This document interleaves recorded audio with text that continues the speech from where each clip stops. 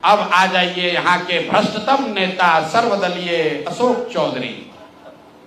माननीय मुख्यमंत्री नीतीश कुमार के दाहिने हाथ, इनका हालत देखिए। ये तो आदमी पूरे बिहार में रिकॉर्ड बना दिया भ्रष्टाचार का। हम लोग अभी तक सुनते आए हैं कि लालू जी बेनामी प्रॉपर्टी खरीदते थे। अब इनका देखिए बेनामी प्रॉपर्टी का हालत। ये दस्तावेज इतना है कि जैसा मुन्ना जी बता रहे हैं कि समेटते समेटते हम लोग थक गए कि भाई कितना भेजोगे। हमने अब कह दिया भाई अब और जमीन का कागज मत भेजो। भाई साहब के एक पीए हैं, पीए थे दत्त साहब, योगेंद्र दत्त, नाम याद रखिए। 2019 में अशोक चौधरी जी ने 34 लाख रुपया में योगेंद्र दत्त के नाम पर विक्रम में 1 एकड़ जमीन, करीब करीब 1 एकड़ जमीन, 0.7 एकड़ 23 कट्ठा जमीन इन्होंने खरीदा। अब सुनिए इसमें कहानी। 2 बरस के बाद दत्त साहब ने वो जमीन ट्रांसफर रजिस्ट्री कर दिया अशोक चौधरी के बेटी और अभी के सांसद शांभवी चौधरी के नाम पर 34 लाख रुपया में। इसका डीड है, ये डीड आपको जारी करेंगे, आप देख लीजिएगा। अब इसमें नई बात, अच्छी बात क्या है, नई बात क्या है? 34 लाख रुपया में जो दत्त साहब ने जमीन खरीदी थी और यहां रजिस्ट्रार ऑफिस में लिखा गया 34 लाख रुपए में दत्त बेच रहे हैं जमीन शांभवी चौधरी को। और एक दत्त साहब को पैसा कितना गया बैंक से? 10 लाख रुपया। वो बैंक का अकाउंट डिटेल है, जरा दीजिए, तारीख आपको बता देते हैं कि 2 साल के बाद जो जमीन अशोक चौधरी ने अपने पीए के नाम पर खरीदी थी, वही जमीन वापस 2 बरस के बाद अपने बेटी के नाम पर लिखवा लिया। और 34 लाख के रुपए के जमीन के एवज में अशोक चौधरी ने दत्त साहब को 10 लाख रुपया बैंक से भेजा। यहां तक भी बात ठीक है भाई, ये कह सकते हैं कि हम बाद में पैसा दिए होंगे। इसी बीच इनकी बेटी चुनाव लड़ने चली गई, तो इनकम टैक्स ने इनको नोटिस किया कि भाई आपकी जो प्रॉपर्टी है वो 34 लाख की है और बैंक में आप सिर्फ 10 लाख रुपया दिखा रहे हैं, बाकी का पैसा कहां? तो 10 लाख जमीन इनकी रजिस्ट्री हुई है।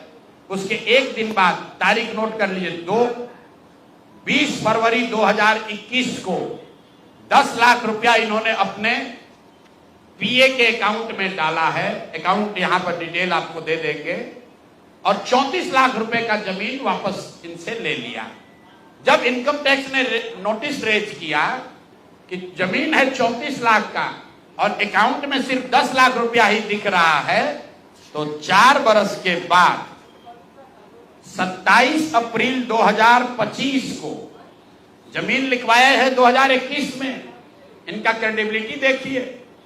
जमीन रजिस्ट्रार ने लिख दिया, आप हम जाते हैं उनको खड़ा करके पूछता है भैया कहां है रुपया, कहां दिए? ये 19 में इन्होंने बेनामी जमीन खरीदी पीए के नाम पर, 21 में उस जमीन को वापस अपने बेटी के नाम पर लिखवाया। 10 लाख रुपया का ट्रांजैक्शन हुआ।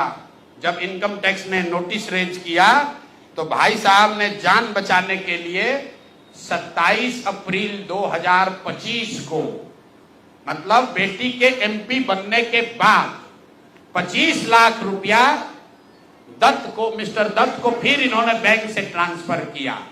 तो मैं आपके जरिए अशोक चौधरी जी, जो अपने आप को महादेव का भक्त बताते हैं, हमको तो लक्ष्मी के ही भक्त ज्यादा दिखते हैं, महादेव के भक्त नहीं हैं, ये लक्ष्मी के भक्त हैं। अगर आपने 34 लाख रुपए की जमीन अपने पीए से अपने बेटी के नाम पर खरीदी तो उसका भुगतान क्यों नहीं किया? 10 लाख ही क्यों भुगतान किया? और अगर आप कहते हैं कि 10 लाख ही भुगतान तय हुआ था, तो फिर बाद में 25 लाख रुपया 3 बरस के बाद इनकम टैक्स के नोटिस आने के बाद क्यों किया? अब आपको हम एक छोटा सा केस बता रहे हैं, इसका वैल्यू 34 लाख है, लेकिन आपको ये इसलिए बता रहे हैं कि इनका मोडस ऑपरेंडी क्या है, क्योंकि उसके बाद अब जो आपको बताएंगे, ये भाई साहब पिछले 2 बरस में 200 करोड़ रुपया से ज्यादा का संपत्ति, 200 करोड़ रुपए से ज्यादा का संपत्ति अपने पत्नी, अपने बेटी, अपने समधन, उनसे जुड़ा हुआ एक ट्रस्ट, मानव वैभव विकास ट्रस्ट, इसके माध्यम से इन्होंने जमीन खरीदी है करीब 200 करोड़ रुपए का। और सारा डीड एक एक जिस दिन का ट्रांजैक्शन है वो सारा डीड आपको यहां पर, आप चाहे तो उसका फोटोकॉपी ले सकते हैं। मैं एक बात क्लियर कर लूं, यहां जो मानव वैभव विकास ट्रस्ट है, हमारे पास उसके खिलाफ सबूत नहीं है। हम ये बता रहे हैं कि जब इनकी बेटी का एंगेजमेंट हुआ है उसके बाद से अचानक से मानव विकास वैभव ट्रस्ट जो है, जो कुणाल साहब के परिवार से जुड़ा हुआ ट्रस्ट है और उसमें यहाँ के बड़े कुछ पदाधिकारी भी हैं, जियालाल आर्य बहुत ईमानदार व्यक्ति हैं, वो भी ट्रस्टी हैं। तो मैं आपके जरिए उनसे भी आग्रह करूंगा कि सर, आप तो जीवन भर ईमानदारी के लिए आपका नाम हम लोग जानते हैं, ये बताएं कि आपके ये न्यास के माध्यम से सैकड़ों करोड़ रुपए की जमीन कहां से खरीदी जा रही है, ये पैसा कहां से आ रहा है, ये पैसा कहां से आ रहा है। क्योंकि इस ट्रस्ट के ट्रस्टी जो कुणाल साहब की पत्नी हैं, उनके बेटे हैं, इनमें और अशोक चौधरी के पत्नी के बीच में डेली का बैंकिंग ट्रांजैक्शन का रिकॉर्ड हम लोग के पास है। तो मैं अभी सिर्फ इतना ही आपको बता रहा हूं कि पिछले 2 वर्षों में जब अशोक चौधरी की बेटी की सगाई हो गई, तो सगाई से शादी के बीच में 38 करोड़ रुपए की जमीन पटना में खरीदी गई है। टोटल 38 करोड़ 44 लाख 40 हजार इतने रुपए का तो चेक से पेमेंट हुआ है। चेक से पेमेंट हुआ है 38 करोड़ 44 लाख 40 हजार। 12/5/2022 को पहली जमीन ली गई 23 करोड़ 40 लाख 30 हजार में। 12/5/2022 को एक दूसरी जमीन ली गई जिसकी कीमत है 8 करोड़ 89 लाख 70 हजार। 8 दिन के बाद 20 मई 2022 को फिर एक तीसरी जमीन ली गई जिसका वैल्यू है 3 करोड़ 44 लाख 41 हजार। फिर 2 महीने के बाद 14 अप्रैल 2022 को जमीन खरीदी गई 7 करोड़ 20 लाख का। फिर 4 दिन के बाद 18 जुलाई 2022 को जमीन खरीदा गया 15 करोड़ 50 लाख का। और ये सारी जमीन इंगेजमेंट और शादी के बीच के डेट है, उतना ही आपको बता रहे।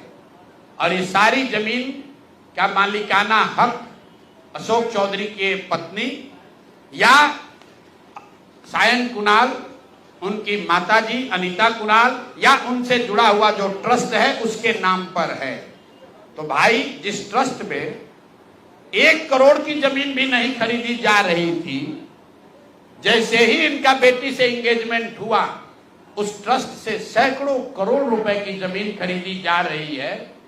तो ये पब्लिक इंटरेस्ट में है कि ट्रस्ट से जुड़े हुए लोग ये आपको बताएं कि आखिर इतना पैसा उस ट्रस्ट में न्यास में आ कहां से रहा है। और अशोक चौधरी जी या उनकी पत्नी जो उस न्यास में मेंबर नहीं हैं, उनसे इनका सीधा क्या संबंध है।